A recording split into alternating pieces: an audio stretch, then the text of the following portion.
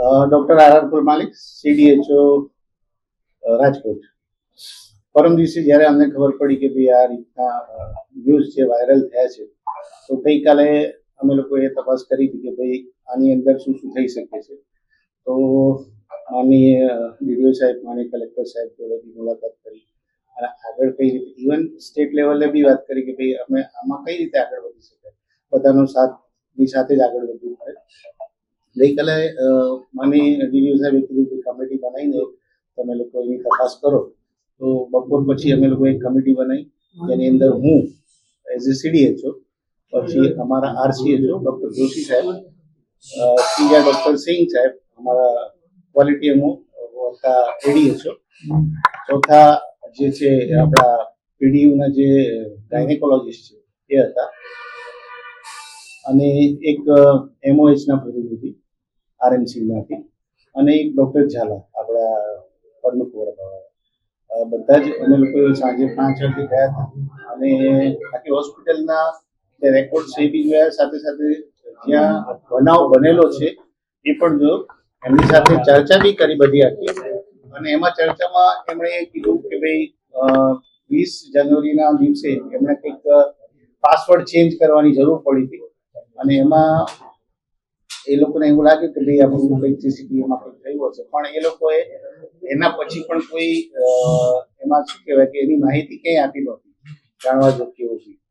અને જ્યારે હોસ્પિટલની મુલાકાત લીધી તો ત્યાં જે લેબર રૂમની અંદર હતું એ કેમેરા લગાવેલા હતા એ વખતે.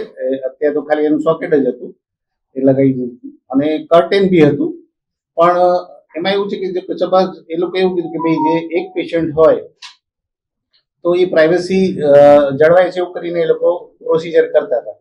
પણ એ જે થવું જોઈએ, ત્યાં જો કેમેરા લાગેલા હોય તો એ પ્રાઇવસીની ભંગ થાય છે. એટલે એ આપણા મેડિકલ એથિક્સ પ્રમાણે અને CCTVના રૂલ્સ પ્રમાણે બી આપણે એવું કહીએ કે ભાઈ માન્ય નથી.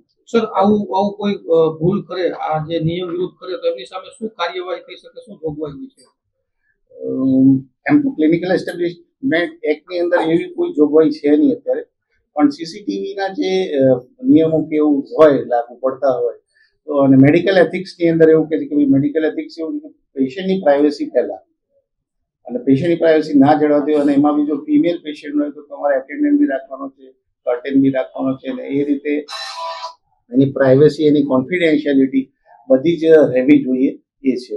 મેડિકલ એથિક્સની અંદર જો ના આવતું હોય તો આપણે એને નોટિસ આપીને એની સાથે સાથે એનો ખુલાસો પૂછી શકીએ પહેલા, અને આગળની કાર્યવાહી જે આપણે પછી કમિટી ડિસાઇડ કરશે એ પ્રમાણે. એટલે ક્લિનિકલ એસ્ટેબ્લિશમેન્ટ એક્ટની અંદર જે જોગવાઈ છે એમાં એવું કોઈ પ્રાવધાન થયેલ નથી. પણ ભવિષ્યમાં આ ઇન્સિડન્સના કારણે કે ભાઈ આવું ટીવી હેક થઈ શકે છે કે કેમેરા હેક થઈ શકે છે, અને એના પરથી તમારી જે સાયબર સિક્યુરિટી છે એની અંદર એક ફોલ્ટ જ કહેવાય કે આપણી લિમિટેશન કહેવાય કે બીકોઝ વી આર મેડિકોઝ. આપણને સાયબર ક્રાઇમ કઈ રીતે થાય છે એ જ્યારે થાય ત્યાર પછી જ ખબર પડે છે, અને આપણી આંખ ત્યારે જ ખુલે છે કદાચ. સર, મેં વાત કરી કે મેડિકલ એથિક્સની અંદર એવું છે જ કે ભાઈ એ પ્રમાણે એની પ્રાઇવસી ન જળવાય એવું ના થવું જોઈએ.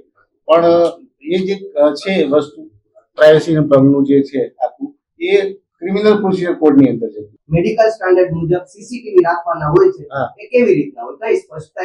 એમાં એવું છે કે એન્ટ્રી અને એક્ઝિટ અને પાર્કિંગ એ 3 જગ્યાએ એ લોકો કીધું છે. CCTVની જે ગાઈડલાઈન છે એની અંદર તો એવું જ છે, બરાબર. હા, એના રિઝોલ્યુશન બાબતે એને બધી છે, ટેકનિકલ સ્પેસિફિકેશન્સ છે કે તમારે ટીવી જે હોય એ 24 કલાક ચાલતા હોવા જોઈએ, DVRમાં એના રેકોર્ડિંગ બરાબર થયેલા હોવા જોઈએ, એની સાથે સાથે જે તમારે સાયબર ફ્રોડ ન થાય એના માટે સિક્યોરિટી, એનો એન્ક્રિપ્ટેડ ડેટા હોવો જોઈએ, એ બધી વસ્તુઓ છે એની અંદર.